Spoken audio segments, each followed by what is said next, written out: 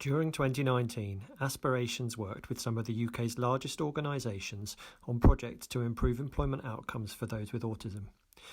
In this film, we look back at our ShowcASe event, which shone a spotlight on our work to make this a business imperative. All of these white lines are, or were believed, to have been autistic. Whether you believe that or you don't believe that, what is undoubted is that they changed the course of human thinking by thinking differently to those around them. Right now, business needs different thinking. And what you see here are the services that ASPIeRATIONS deliver for their customers. And around the edge, the 4 objectives we help them with. One of the key questions we're often asked is, where should organisations start? Awareness drives appetite for change. There's no doubt that by just posting on social media, but also through the awareness raising workshops that we did, it has sparked all sorts of thinking from existing employees, from managers who never even thought about this before, either in the case of their existing employees, and they thought, oh my God, this is like spark up all sorts of thoughts, but equally, all sorts of roles that I now think this is a real good opportunity. However, get your narrative right. I have been to awareness training that wasn't led by ASPIeRATIONS, good intentions by people that carried to me what I felt was actually a very harmful narrative. And I can only say that the feedback we had from the work that Nick did has been inspiring and positive. And Nick has a unique ability to talk to businesses in business language. We find our awareness sessions are really kind of myth-busting. Is at the heart of it. There are kind of two objectives. One is myth-busting, and the other is actually empathy. How do we actually create a little bit of empathy in the room by trying to make the audience put the audience in the shoes of what it's like to be autistic? I was lucky enough to have a conversation with a guy called Tim Wheeler, who actually kicked off the autism program in the US, Howard Watson, and I said to him, Tim, help me out here, how do I get this whole thing off the ground? And he said to me, to be honest, senior sponsorship is probably the biggest thing you can do, because once you've got the senior person behind you, everything else kind of falls into place. And by chance, our CEO up here, Jürgen, had quite recently attended a diversity and inclusion event externally where somebody had spoken about neurodiversity, and he'd expressed a curiosity about it, which he mentioned to our D&I manager, and he agreed to attend the first awareness workshop that Nick did in Chippenham at one of our rail sites, and not only went through the management training himself for a couple of hours. I remember, fresh off the train, having read about Greta Thunberg in the newspaper, but also stood up and did an opening speech to the employees at the employee awareness session, and then posted on our internal network about what he thought about it. And really, just his voice alone just helped to get a whole host of other business leaders engaged on the topic and willing to listen.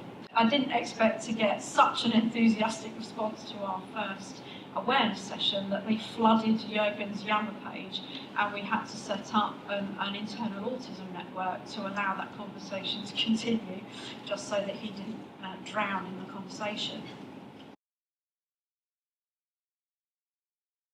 Hi, my name is Sarah Mohammed Ross, and I'm one of the communications managers at First Date Investments.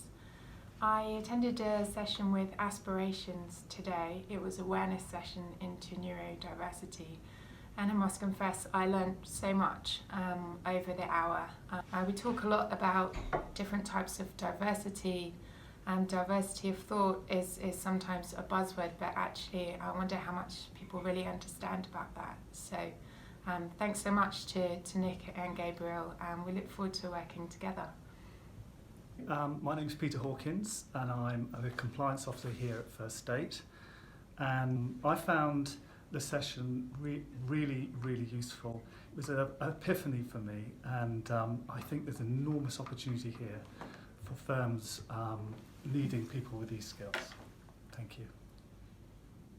Hi, I'm Lorraine Dryland. I'm the Chief Information Security Officer of First State Investments.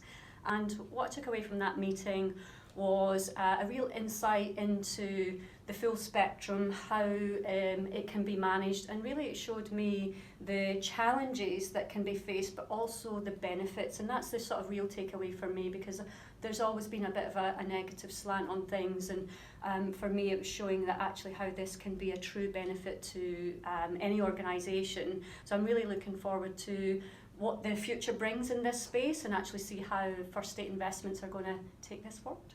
Thank you. As you move beyond awareness, you have to consider the environment and management processes if you want to get the best from autistic talent.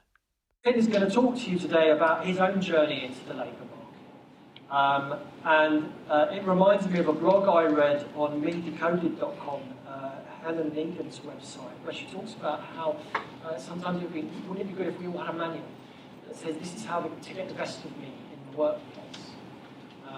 I think Finn's well on the way to writing his own manual. I should probably shut up and hand over to Finn. A little bit about me. So since being diagnosed with Asperger's around 3 years ago, and having looked quite a lot at university about essentially the nature of the job recruitment process, I came to the realization that as it currently stands, a lot of organisations and a lot of their processes aren't ready for me to bring my authentic self to work. So my story of Asperger's and employment really started when I graduated from Bath University last year. I got first in international management with Spanish, and as you can see on LinkedIn profiles for many people under the age of 25, most of them end up in consultancy, but I seem to end up in a slightly different role, so I joined an ice cream startup company called Oppo. There's only around 20 of us, and we operate across the UK and across Europe internationally.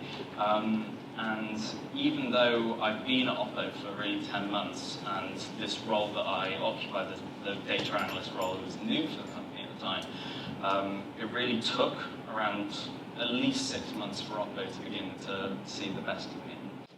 Any task that you have, there's the why are you doing it, what are you actually doing, how are you doing it, and when do you need to do it.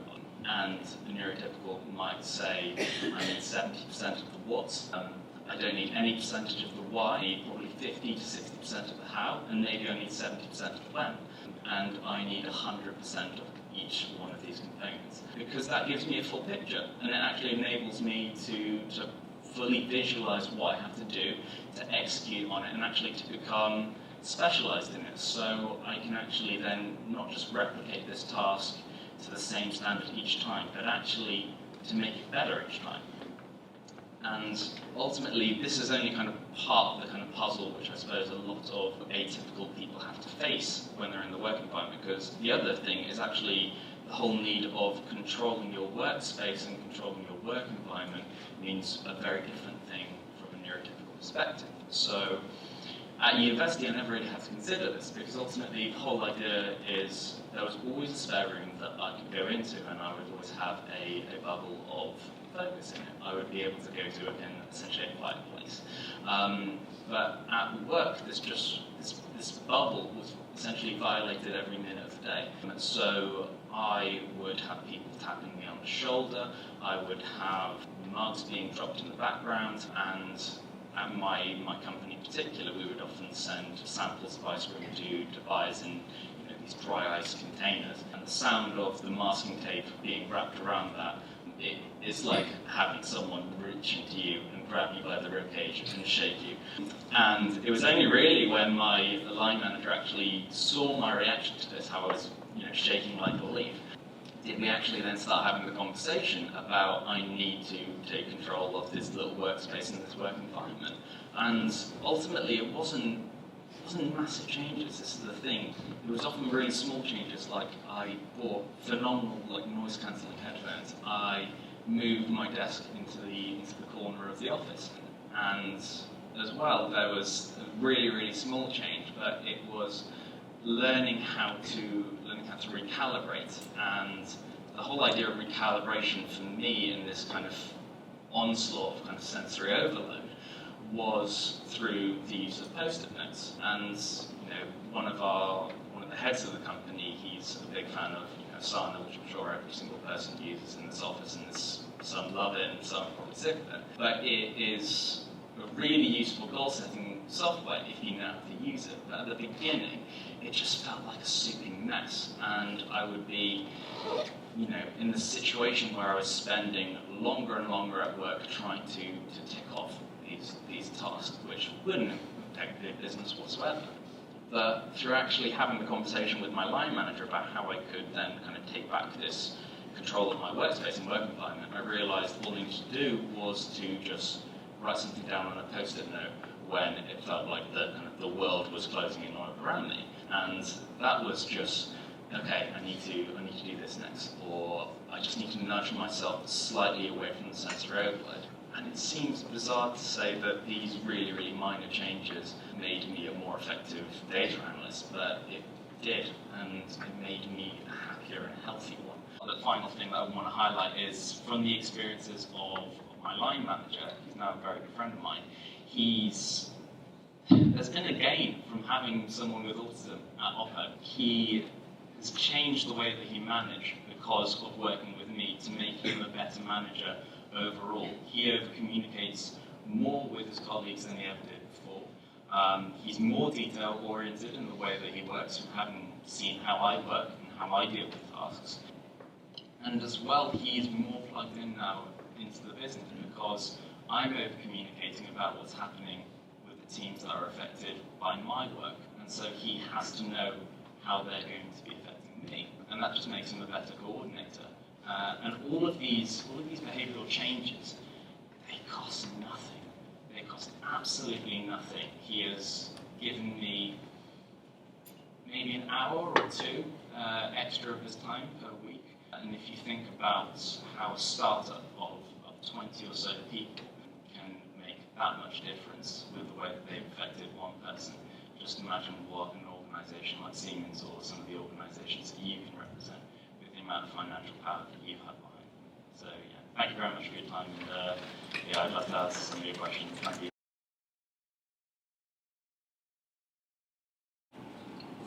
So the role that we were seeking for in this case was a digital degree apprenticeship.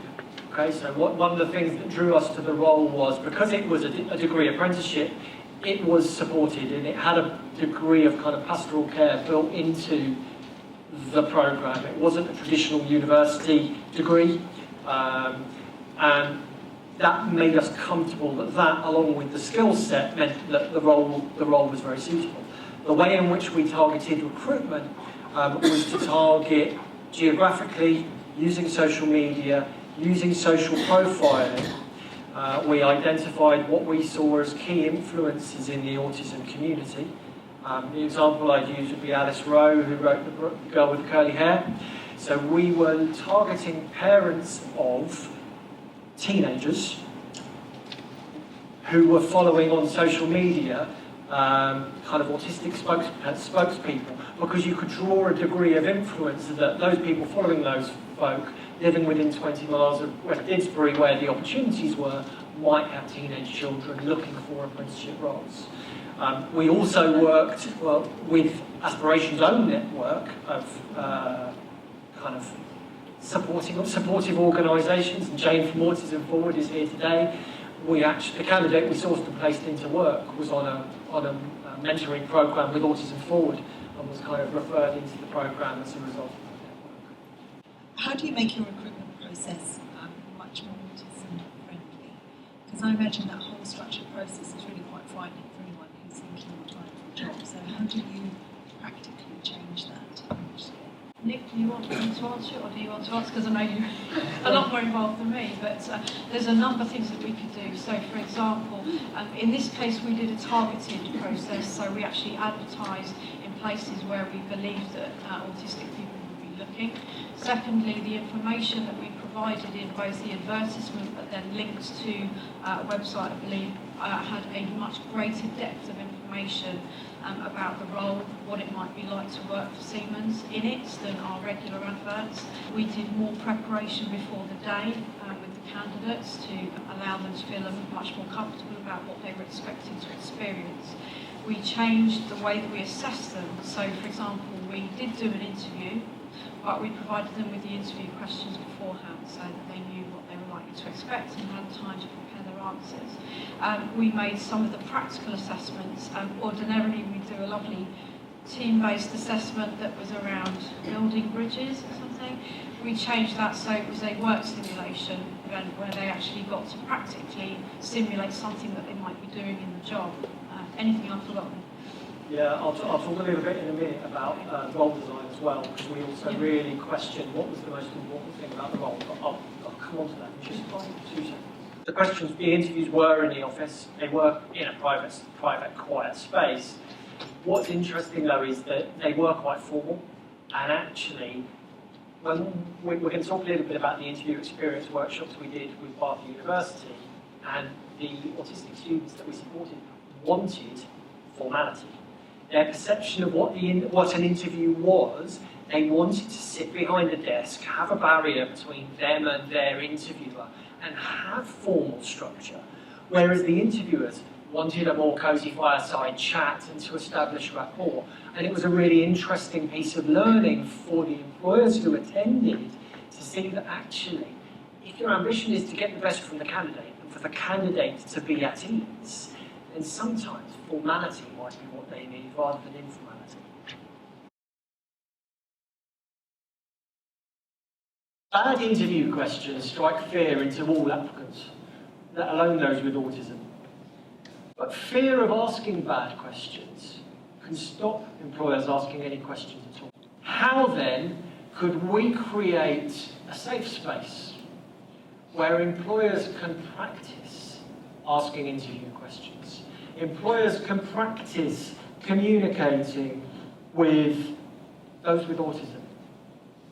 And what we did with Bath University in the ASPIeRATIONS event that we hosted, we brought together 12 individuals from 4 employers, nationwide, BAE Systems, Siemens and Accenture, to interview 12 autistic undergraduates at Bath University in observed conditions. And for each of them to feed back on each other. The employers were going to be told that was a stupid question. The employers were going to be told when they didn't put someone at ease, when they didn't act in a way that got the best from the applicant.